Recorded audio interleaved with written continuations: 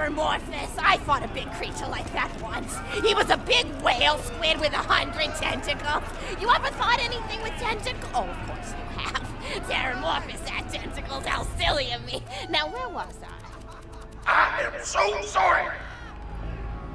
All right, the whale creature. Where are you going? What's his problem?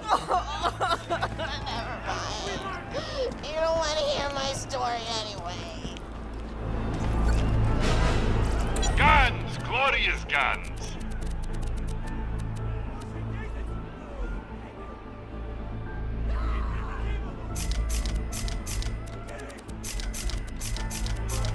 I'm always happy to take your money.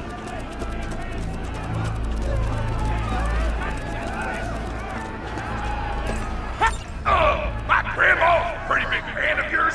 Could you go say hi to her? Oh man, it's the Vault Hunter! You are awesome!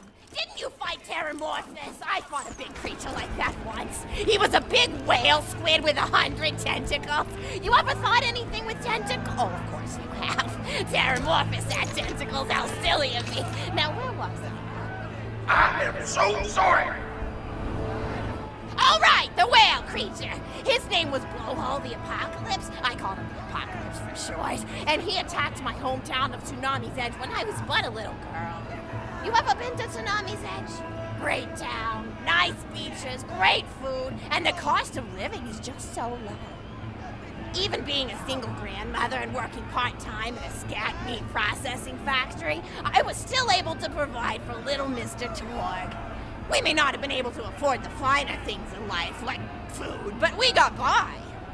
After all, Mr. Torg and I didn't have anything but one another after that horrible gas leak blew up the iridium mine, killing my son and his lovely wife. From that day onward, my little Mr. Torg vowed to conquer explosions themselves in an effort to avenge his fallen parents, and... Ah, man, I forgot what I was talking about. Where was... All right, the Blowhole the Apocalypse. So anyway, I was wrestling Blowhole to the ground, and I had my bicep curled around his blueberry throat. Blueberry? Sorry, I meant to say blubbery. I've got blueberries on the brain, I guess. I grow them in my backyard. Mr. Torg helped me plant them. Thanks again for that, grandson. I love you, Grandma! Anyway, I have my bicep around his blubbery throat, and Mr. Torg starts crying because he really likes whale squids, and he doesn't want to see me hurt one. They are the princes of the ocean! So I let the whale go after giving it a punch in the eyeball so he'll remember me, and it swam away into the ocean. And then I had Mr. Torg drive me to the ice cream parlor. He got me Rocky Road, because Rocky Road's my favorite. I'm extremely partial to the way the marshmallows act like little landmines of flavor amidst the battleground of chocolate. What's your favorite flavor of ice cream? Is it pistachio? I bet it's pistachio. Oh, that reminds me! You'll never guess who I saw today! Pistachio the Amazing! He's a magician who studied under Crazy Earl, so he's got that weird mustache, you know, but I saw him make a rack hive disappear. A whole rack hive! I said to Mr. Torg, Mr. Torg, wasn't that amazing? And he said, yes, it was, Grandma. Didn't you say that high five? You remember saying that? I remember, Grandma! And we stood in line afterward and got his autograph, and I thought I had it somewhere around here, but it's probably in the attic. I really ought to go up there and clean it out one of these days. I have so many little keepsakes up there. You're paying attention, right? Say, what's my favorite flavor of ice cream? Oh, so you are listening. How wonderful. You're an even better listener than my old pet rack, Beasto. Beasto was such a sweetie. You ever had a pet rack? If you can tame them, they are the sweetest pet you'll ever have. He used to just sit on my shoulder and bite chunks of flesh out of my neck to pass the time. I still remember the way he used to tweet. He went, tweet, tweet. It was so cute. I had a conversation with him once. I said, Mr. Beasto. He liked being called Mr. Beasto. It made him feel like an aristocrat. I said, Mr. Beasto, you're looking very cute today. And he said, oh, thank you, that's so nice. Or he tweeted in a way that made me know that's how he felt. And then he lowered his little head like he was taking a bow. It was adorable. Beasto was my third pet rack. First I had Woody. he got hit by a train. Then I had Anita. She got shot up trying to take vengeance on the train that killed Woody. And then I found Beasto making little poops on the windmill outside our house. After Mr. Torg and I wrestled her to the ground, I did a flying pile driver off a nearby tower tree. Got him straight in the spine and brought him down. We brought him in and fed him some skag steaks until he decided he loved us. I still miss Beasto sometimes. He just died of old age. Rack don't live much longer than a few years, but I treasured the time we had together. Poor Mr. Torg. When Beasto died, he cried for a week. The kids made fun of him at school, but I told him not to pay them any mind. Being in touch with your emotions is not a character flaw! That's right, High Five. Is something wrong? You look confused, Vault Hunter. Oh, you probably haven't heard anyone call Mr. Torg High Five before. The world may know him as Mr. Torg, but the Flexingtons always refer to him using his middle name. It's a Flexington family tradition, after all, to use your grandfather or grandmother's name as your own middle name. And my husband, High Five Flexington, God rest his soul, was the best grandfather Mr. Torg could have asked for before he passed. He taught Mr. Torg dang near everything he knew about firearms. Without High Five's teachings, I don't think the Torg Corporation would exist at all. Gosh, I still remember the first gun Mr. Torg tried to make after his parents died. A Jacobs shotgun with a stick of dynamite attached to the barrel. Torg nearly blew his face off. He got up, dusted his mustache off, and swore that by the time he reached the age of 11, he would make a gun that fired explosions without killing the operator. And by golly, he did! It took a couple of dozen prototypes before he got the right combination of gun parts and explosives right. But once he did, woo-wee! I'll never forget the plume of smoke that used to be my neighbor's homestead. They were jerks, though, so it's okay. Gosh, I've been talking your ear off for some time, haven't I? It's so kind of you to listen for this long. I've taken up too much of your time already. Please don't feel like you have to stick around any longer. As a matter of fact, take this for giving this old woman some company. Woo!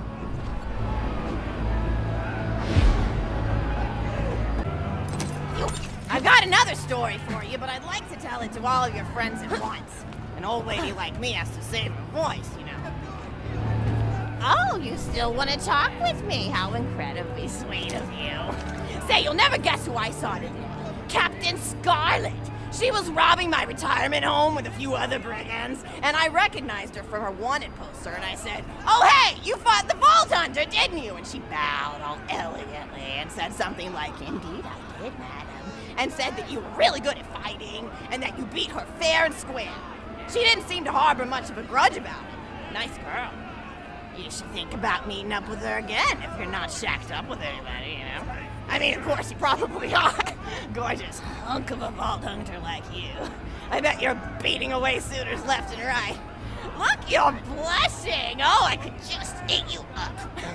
Mr. Torg was so scared of trying to get a date for such a long time. He used to go to parties in high school and just stand in the back without talking to anyone. I am an introvert! I tried to tell him, don't worry about chasing love. You chase your dreams and love will follow. That's the thing people don't Stop it! You watch Echo films and they're just awful. They teach you that the only way to love someone is just to pursue them over and over until they decide they want to. In reality, you know when you like someone almost immediately. You can't really convince somebody to fall in love with you. You just look like a stalker. But if you do things that you're interested in, like making guns that explode or killing mercenaries, then people will see that confidence and skill you have, and they'll get attracted to it. There's always a fine line between that kind of confidence and narcissism, you know? There's nothing worse than somebody who wants to be famous. I remember when Mr. Torg first sold his weapons tech to that board of directors, he was pretty egocentric for a while. Taking pictures of himself and posting them to the EchoNet all the time. Trying to hobnob with every celebrity that used his weapons. He came back home one day with a supermodel under each arm, and I said, "Mr. Torg, what are you doing? You've lost sight of who you are. It's been weeks since you actually created a new gun," I said. And it was true. He'd been more obsessed with being well known for doing something great than with actually doing something great. It was a dark point in my life. Thankfully, High Five listened to me and got to work on what would eventually become the Kerblaster. You a fan of the Kerblaster? That was always my favorite. That and the Flacker, which I know a lot of people hate. But there's more to combat than just brute efficiency in this old lady's eyes. Style counts for something. And there's nothing quite like filling the air with tiny little explosions. It's like a fireworks show, except the deaths aren't as sad and unexpected. Actually, that reminds me, now that you're here, I wanted to throw some ideas at you for feedback. I'm a playwright in my spare time, and I'm trying to write a story about an up-and-coming tournament fighter who tries to find love in a gladiatorial arena. And I figure you've got a lot of experience, so your feedback could really be valuable. So the play is called Broken Hearts and Broken Necks. Scene 1. Fade in on an arena, just after a battle. Body parts litter the stage. A lone warrior stands in the middle of the stage. A spotlight illuminating her blood-stained arm. She's holding her sword triumphantly aloft. Valkyrie. Is there no warrior who can challenge me? Must I be destined to spend my life as the strongest, the bravest, the most invincible warrior this galaxy has seen? For I am Valkyrie, scourge of the gladiatorial games! Excellent Valkyrie, as she shakes her head in despair. From stage left a janitor with a heavy heart and an even heavier conscience.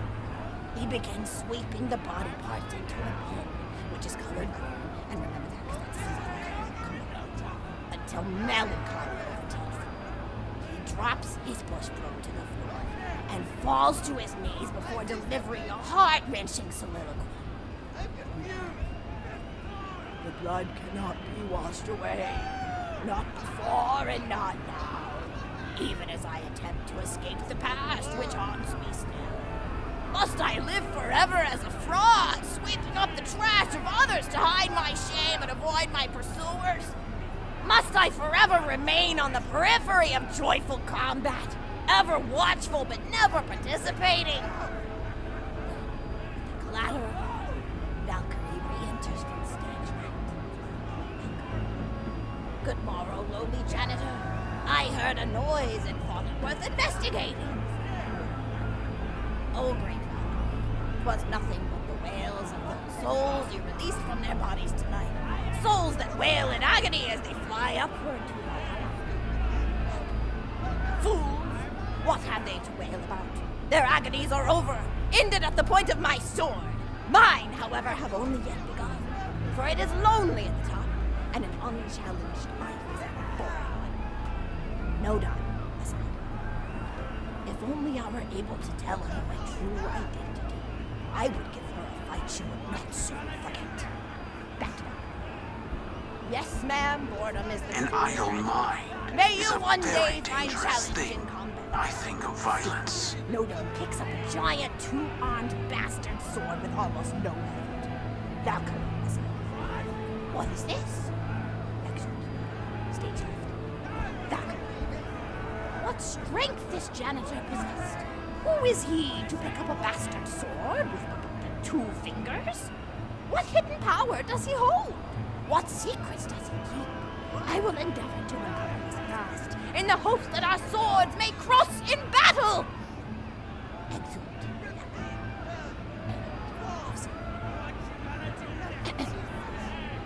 Scene 2. The interior of the governor's house. The table is set with myriad teas and biscuits. Oh, I'm so sorry. I didn't even ask you for the feedback on the first scene. Did you like it? Oh, wonderful. I'll continue. Scene 2. The governess enters from stage left. Governess. I refuse to respond to these absurd accusations. Her husband looks at her quizzically. Governor. And what accusations may those be? Governess. Actually, you know what? I don't think I'm ready to get feedback on the play yet. But what about you? What are you up to? Tell Grandma Flexington all about it. I bet you've had some amazing adventures. Mr. Torg told me about the time you all played bunkers and badasses together. He said it was one of the most fun and welcoming experiences of his life. Grandpa! You're embarrassing me! Sorry, sweetie, but really, you and the Vault Hunters are his first real pals. It wasn't easy for Mr. Torg to make friends at school when he had facial hair at age 8, pecs at 8.5, and dead parents by age 9. People found him intimidating, but I told him that he should be thankful for the fact that he looks different. Anyone who wouldn't be friends with you based on appearance wouldn't be a very good friend anyway. But he really does like hanging out with all of you. Most people these days want Torg to pose for pictures or blow something up by flexing at it. It's not often he gets to sit down and play games with people. Oh, speaking of games, did you play Going Back to the House yet? It's a new echo simulation about exploring a log cabin you lived in when you were a kid. There's no violence or anything. You just walk around looking at cereal boxes and remembering people you made out with. I really like where Echo Sims have gone in the past few years, don't you? There seem to be a lot more of them with interesting things to do beyond shooting people, and the writing has gotten so tight besides. For instance, did you ever play The Samurai's Marker? The whole game's story was delivered through haiku. Did Zero write it or something? No, I'm just joshing. I know you're too busy for that. But oh yeah, I was playing at the end of the pointed gun last night on my Echo Sim player, and wow, is that funny. It's about a guy who punches people and smacks himself in the face with doors. Easily one of the best punch-related comedy sims ever. But oh, I'm really looking forward to this game called Robot Hunter Assault Squadron, which is this big randomized survival game about throwing bottles at trees and accidentally scaring birds. In the demo version, I scared a bird so hard it died. 10 out of 10 in my book. But what kind of things do you do for fun? You play any sports? Look like you might be into some of the more extreme stuff, like spine hurling or psycho head volleyball. I knew an athlete a lot like you when I was younger. Her name was Mijo, and she was especially gifted at the giblet toss. That's an old pastime we had back when I was younger. Idea was you punch a convict, and then see how far you could make their viscera fly across a big field. You got points based on distance and the size of the viscera. She won the final round of the giblet toss championship by getting a left eyeball to cross the 300-meter mark. They said she was juicing with iridium, but I think they were just angry that she dethroned the reigning champ, misogynistic Jeff. You really liked him for some reason. Hey, what's your favorite food? Mine's burgers, personally. People look at you like you're a pleb or something when you say you like burgers, but just think of all the things you can do with them. You can change out the patty, play around with the toppings, change what sides you have. You ever have a burger with veggie chips? Gosh, I all but forgot about fries for about a year after I discovered the veggie chip combo. And I'm not a vegetarian or anything, but those veggie patties they make on the more upper class worlds are crazy good. Better than real meat if you cook it right. Mr. Torg tried to be vegetarian once after he saw a fluff bear get run over by a truck. How long do you last again? 12 seconds! Barely even finished the word vegetarian before he lunged at a skag chew I was holding in my left hand. Nearly lost a finger. Granted, he's always been partial to skag chews or skag bacon. Don't know why, since I always felt like skags tasted like old tires and vomit. But to each his own. Taste is a funny thing. People say your taste buds get more refined as time goes on, but they actually get worse and worse. So when Mr. Torg used to refuse vegetables as a kid, it's because he was actually tasting how awful they were. When we old folks eat vegetables, we're only okay with it because we can't taste all the gross vitamins and stuff. Granted, vitamins are what have kept me going for as long as I've been going. You get enough B12 in your system and you can headbutt a freight train without so much as a bruise. That reminds me, I need to get my pills ready for the rest of the week. I have one of those little metal containers split into different sections for each day. It's really helpful. And the sides are sharp enough that I can use it to ward off burglars if I need to. What else do I have to do this week? Probably head to the bazaar, pick up some food and spider flames. Gotta bring my coat though, because it gets kind of chilly in the freezer section. What else do I need? Oh, I need Schwartzman's candy drops. Gosh, those are delicious. They're so smooth and sweet. Just thinking about them, I could go for one right now, couldn't you? Do you think you could go find me one?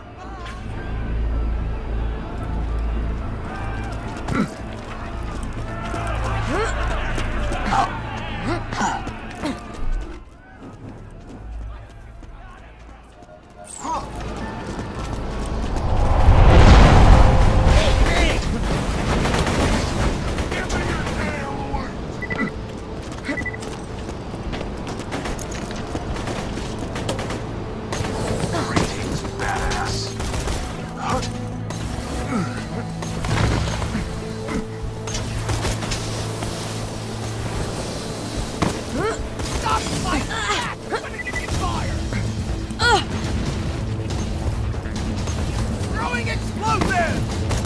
Let him go! Not worth it!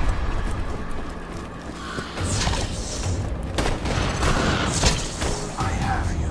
You have my thanks.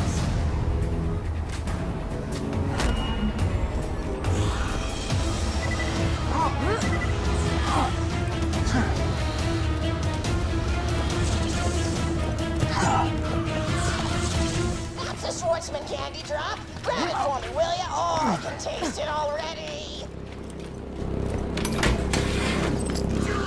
I disappear.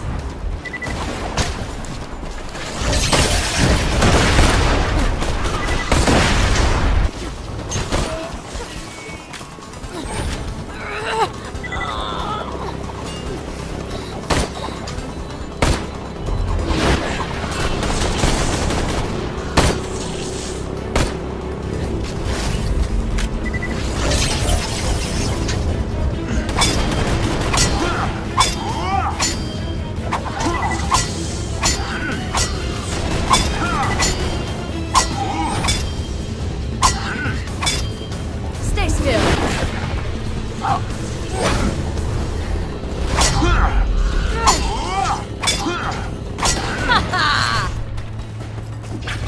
Oh, wonderful. Bring it back here and I'll finish my story.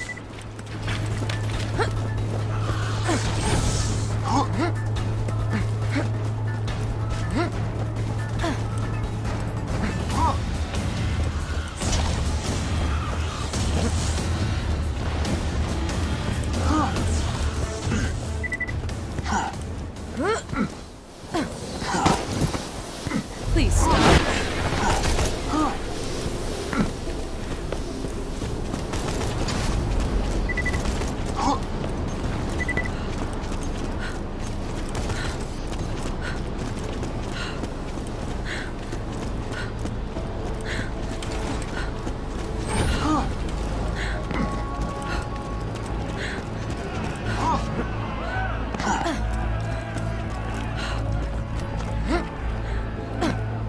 Thank you so much! I'll eat this later while sitting by the fireplace telling Mr. Torg stories of days gone by. There's just nothing like a good roaring fireplace, is there? Something healing and safe. Maybe that's why our family likes explosions so much. They're basically just big fireplaces. Every explosion feels just like coming home. Oh, maybe that'd be a good slogan for the Torg Corporation. Don't you think, High Five? Ah! Oh, don't be silly. It's a wonderful slogan and you know it. I used to come up with slogans for a living when I was in my teens. I came up with the jingle for Professor Gunsight's Can't Miss Scopes. How'd it go? Oh, yeah. If you try to shoot but you miss a lot, then give Professor Gunsight Scopes a shot. Ha! And then they played a gunshot sound effect and someone going, ah! It was cute. Gosh, I've been talking for a while now, haven't I? Thanks for bringing your friends to listen to an old woman ramble for a while. I can't tell you how great it is to have somebody new to talk to, especially a vault hunter. Oh, and one more thing. No, actually, that could probably make just something about vaults and the end of the universe. Anyway, here. I always spoil my friends, just like I spoiled my grandson.